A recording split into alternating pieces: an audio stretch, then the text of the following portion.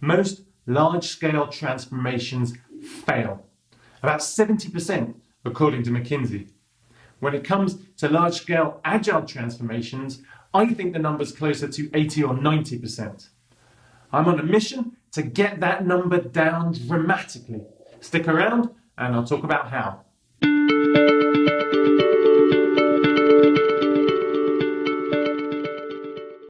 Welcome back, my friends. Karim Harbott here, talking all things business agility and innovation. Now, if you're enjoying these videos, please like the videos, subscribe to my channel. There's new content coming out every week and I wouldn't want you to miss out. Today, I am talking about the top 5 reasons that business agility transformations, agile transformations fail. Now, the sad truth is that most transformations are failing. The one you're working on right now will probably not result in any meaningful change. I mean, not your one. Your one's probably going to succeed, but everybody else's is looking like it might fail. And I don't want that to happen. So I'm going to be running through my top 5 reasons that agility transformations are failing and what we can do about that. My good friend and mentor Mike Beadle used to say, before we tragically lost him, that it's easier to grow a unicorn than to transform a dinosaur. Now, I believe that Mike was right, but I don't believe it has to be that way.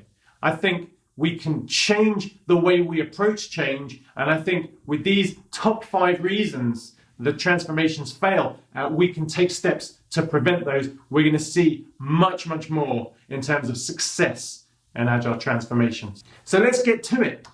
Number 1 is a lack of commitment. In 1519, Hernan Cortes traveled across the Atlantic in a treacherous journey with 600 men and arrived in Mexico with orders to conquer the Aztec Empire and to plunder their riches. Outgunned, outnumbered, and with the odds dramatically against them, Cortes' first act was a seemingly strange one. He ordered that his men destroy the boats. They scuttled them. They deliberately set them alight so that they couldn't be used. Now, why did he do that? It was a strong signal that there was no turning back. It was succeed or die trying. And that message was so powerful that they would do anything they needed to do to succeed. Now, that's a pretty dramatic example, and I don't suggest we do that. But that is an example of commitment, 100% commitment to a cause. And what I observe is when organizations embark on these transformations, they don't necessarily take the steps to truly change because they're not truly committed. Now, I always believe that when embarking on a change like this, we should always start with why. As Simon Sinek said, people don't buy what you do, they buy why you do it. So if we don't understand the problem we're trying to solve, why the change is being undertaken, it's highly unlikely people are going to come along for the ride. And it's highly unlikely people are going to truly commit to this change. In his book, Leading Change, Dr. Kotter calls this creating a sense of urgency. It's that sense of a burning platform that we must act, or we may not survive in the medium to long term. So step 1, understand why you need agility. Understand the steps you need to take and commit to that change. 100%. Now, of course, this commitment must happen in the context of understanding what's necessary for this change to be successful, which is why some high-level leadership and executive education is always the first thing we should do, so they can understand, is this right for our organization? Will this give us a competitive advantage, help us survive and thrive in the medium to long term? And should we embark on this change, because it will be difficult, it will be disruptive, it will be costly, but it will be hugely valuable. Cause number 2 is the wrong people leading the change. Now, what do I mean by the wrong people? Well, the kind of changes that need to be made in a transformation like this are extremely high-level, strategic, structural, organizational in their nature. And we're going to cover some of those shortly.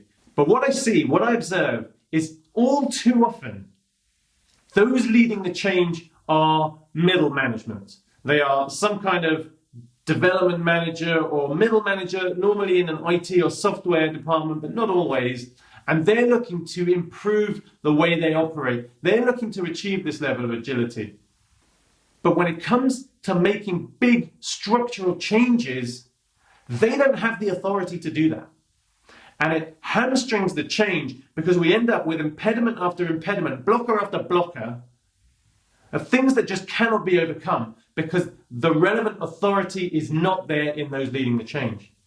I hear a lot in our industry that we need to have senior leadership buy-in. I don't disagree with the statement, but I don't think it goes anywhere near far enough. We don't need buy-in from senior leadership. We need the most senior leadership to be actively driving this change. Not just bought in, not just saying they agree with it, and then we don't see them again for 12 months. They need to be involved. They need to drive it.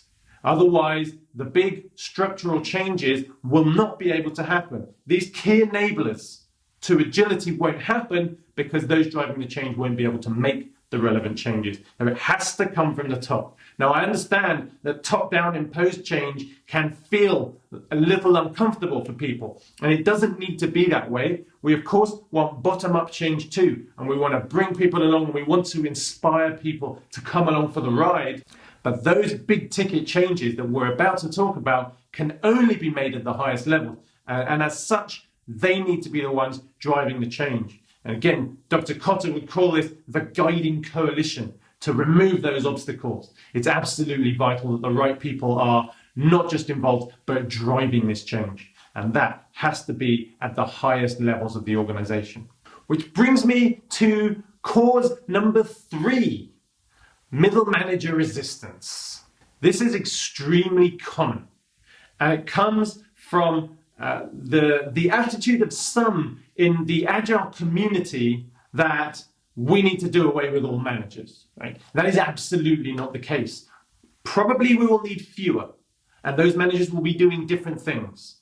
But doing away with management completely is not practical in the vast majority of cases. We do, however, change how management happens. We push a lot of authority to where the information is, to those doing the work, which means teams become far more empowered. And I once heard it said that to empower one group of people, you must necessarily disempower others. Now, whilst I don't like the term, it is true that some authority will flow from middle managers to those with the information, those doing the work. That is absolutely vital. But for me, when managers come in, is to set the direction, set the strategy, create the environment and the systems for success, and then get out of the way. Now, there's a far more meaningful existence than micromanaging tasks, from my perspective at least. So management gets more interesting, leadership gets more interesting, but it is true that we will need fewer. Now, the single most effective thing I've seen done to melt away resistance is to change incentives. People are largely rational creatures, and if their pay, their promotion, their progression, their bonuses are dependent on the old way of working and old cultures and old behaviors, then that's what they'll continue to do. If we change that to incentivize the behaviors we want to see, I guarantee in the vast majority of cases that resistance will melt away. Now, bear in mind, you've hopefully brought them along for the ride by them buying into the why, right? But if we change those incentives, a lot of that resistance disappears. And if it doesn't, they probably won't want to stick around very long anyway because their careers won't be progressing. And they'll probably move somewhere where they can continue behaving as they've always done in another organization. And that's okay. There will be some turnover, and we'll keep the people who really want to make this a success. So for me, misaligned incentives are an absolutely vital thing to address early on. Cause number 4 is too narrow a focus. Now, if you haven't watched my video on the 6 enablers of business agility, I suggest you go and do that. So click on that link and check that out, or you can go back and watch that afterwards. But I'll give you the highlights. Most organizations are focusing narrowly on ways of working, on tools, on techniques, on processes and practices and frameworks. But there are many other domains that are enablers for those practices to be effective. Leadership and management changes, moving from command and control to delegated authority and supportive leadership and growing those around you and creating and empowering awesome teams. It's a different leadership and management style. If we don't have that in place, we're going to struggle. The organizational culture, making changes, deliberate policy changes to change behaviors, which change mindset, which will change the culture over time. If we're not embedding that, that is going to be an inhibitor to agility. The structure of the organization, if we don't change away from siloed hierarchies to cross-functional networks of self-organizing teams, interconnected teams, we're going to struggle. We have organizations designed for the Industrial Revolution and we're trying to apply that to the information age and it doesn't work. We just touched on this, but it's the people and engagement. If we're not designing for high engagement with new modern HR policies, we're going to find ourselves in trouble. And finally, governance and funding. If we are still investing in projects that need to be defined with all the details up front and that are rigid and that cannot change as we learn and discover new things about what we're doing, we're going to find it extremely difficult to achieve any level of business agility if the old stage gate governance processes remain in place. This, for me, is one of the most important things to change. So as you can see, there's a whole range of things that needs to be addressed in order to get those processes and practices working. And most organizations will send you off on a course that is a framework or a way of working and say, go away and be agile, right? Without changing the other five. And this is, for me, one of the biggest causes of failure, because people just don't realize the scope of the change necessary to achieve these levels of success. Cause number 5, a lack of a coherent strategic approach to the change. Now, when you're looking at strategy, we have to understand deeply the problem to be solved and then consciously design some coherent, coordinated actions to move us towards resolving that problem. And when we come to these large-scale agile transformations, what I often see is it's too scattergun, too ad hoc. I'll hire a bunch of coaches, they'll go and do some stuff. But there's nobody coordinating those actions to make sure that they form a coherent whole to move us towards the outcomes that we want to see. And we should have some success criteria in place to know that that's happening. Okay, so making sure that we design a system of things that work together. If we change organizational structures, organizational culture, governance and funding policies, leadership styles, there should be a coherence to that all moves us towards the outcome we want to see, which solves the problem we want solved. Otherwise, we're just doing stuff. We're all running in different directions, and there's no coherence around it. And this is another reason I see organizations fail. There's lots of good work happening, right? But there's nobody looking at the whole, the big picture, optimizing from a global level.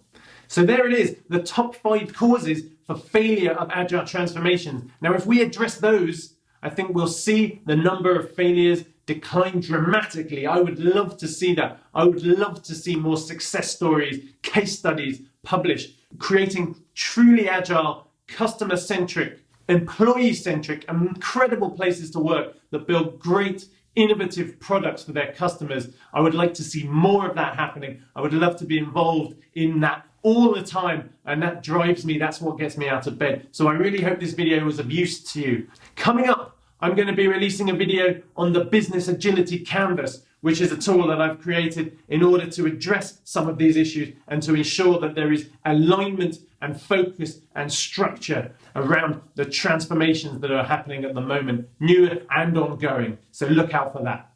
Thank you for watching, folks. If you have others that you think I've missed, please get those down in the comments. There's a bunch of links and resources down there for you too. Check those out. I will be back very shortly with some new content. See you next time.